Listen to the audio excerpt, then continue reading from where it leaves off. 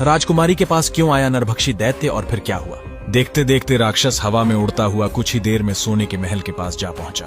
महल के पास पहुंचते ही राजकुमार एक पेड़ की आड़ में छिपकर बैठ गया। शाम को जब राजकुमारी नहाने के लिए किले से बाहर आई तो राजकुमार ने हिम्मत करके आगे बढ़कर उसका हाथ पकड़ लिया। उसके छूते ही राजकुमारी उसके साथ चलने के लिए तैयार हो गई। वह बोली, राजकुमार, तुम मुझे जहाँ भी ले जाना चाहोगे मैं तुम्हारे साथ चलूंगी, लेकिन मुझे थोड़ी देर के लिए अपने माता पिता से मिल जाने दो। राजकुमार ने कहा, नहीं, यह नहीं होगा, तुम्हें तुरंत मेरे साथ चलना पड़ेगा। लेकिन राजकुमारी रोने लगी। इतनी सुंदर राजकुमारी को रोते देखकर राजकुमार का मन पिघल गया। अंत में वह राजी हो गया और बोला, जाओ थोड़ी देर के लिए माता पिता से मिलाओ, लेकिन फिर तुरंत बाहर चली आना। लेकिन राजकुमारी ने जैसे ही किले में पैर रखा, किले के पहरेदार जाग गए और उन्होंने राजकुमार को पकड़ लिया। राजकुमार बहुत पछताया, लेकिन अब क्या हो सकता था। सिपाहियों ने उसे अपने राजा के सामने पेश किया। राजा बहुत निराश था। उसने उसी वक्त हुक्म दिया, इस राजकुमार को फौरन फांसी पर चढ़ा दिया जाए। यह सुनकर राजकुमार रोने गिड़गिड़ाने लगा। इस पर राजा ने थोड़ी देर विचार करने के बाद कहा, मैं अपनी आज्ञा वापस नहीं ले सकता, लेकिन अगर तुम मेरा एक काम कर दो तो तुम्हारी जान बच सकती है। हमारे किले के ठीक सामने ये जो बड़ा पहाड़ है, इसके कारण हमारे किले की सुंदरता नष्ट होती है।